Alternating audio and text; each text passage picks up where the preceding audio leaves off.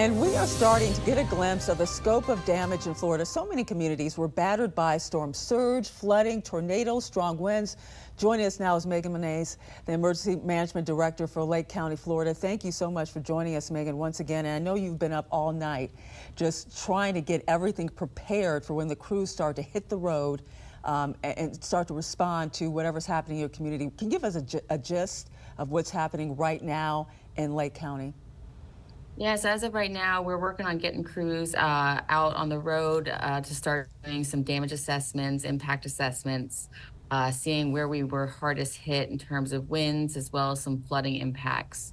We're also working on getting our public works folks out on the roads to start clearing debris, at least from the main thoroughfares, for at least right now. So right now we're just asking folks to kind of hang tight while we make those initial assessments. Have you heard of any damage that may be outstanding? Like we've been reporting about the Tampa Bay Rays Stadium that was damaged in Pinellas County. Are you hearing of any reports like that in your area? So we do have some reports of some structure damage throughout the community. We track that overnight as the calls come in, and that's part of what we go and check out is those damage assessments so that we can get eyes on it but once we get this first light. You know, we're looking at some video of so many roads that are underwater. Do you have a gist of what your emergency crews are going to face? Because so many of these roads, you'll go down one road, there's a tree down, you got to turn around or do something with that. Then you have another road that's flooded. Do you have any gist of how the roads are looking at this point to even allow your emergency crews to get through?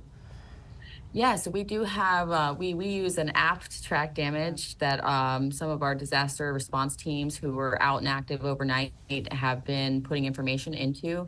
So we have a limited picture at this point right now of what that damage looks like to the roads in terms of trees that are across some of the roads or flooding impacts to some of the low-lying areas. So our crews are aware of where some of the problem areas are right now. But we're going to have even better of a picture once we can get some better images and more reports. And you talk about the power outages, 3.2 million customers out of power. How is that going to impact your response and the situation on the ground? Yeah, so Lake County was not spared from that. We do have about half of our county out of power right now. So we are going to be working with our utility providers. They have a spot here in our Emergency Operations Center where we work on assessing, getting critical infrastructure back on first if it's out, and then making sure that they are working diligently to get the rest of our residents back up and running. And you say half of the county's out of power. What about calls, emergency calls? Are people calling in? Or what are you hearing from the people who live in these communities, in these homes, about what they're seeing, what they're going through at this point? Yeah, so I mean, we did receive plenty of emergency calls overnight. We were running crews as long as we could through the duration of the storm, assessing wind speeds and making sure it was safe for our crews to go.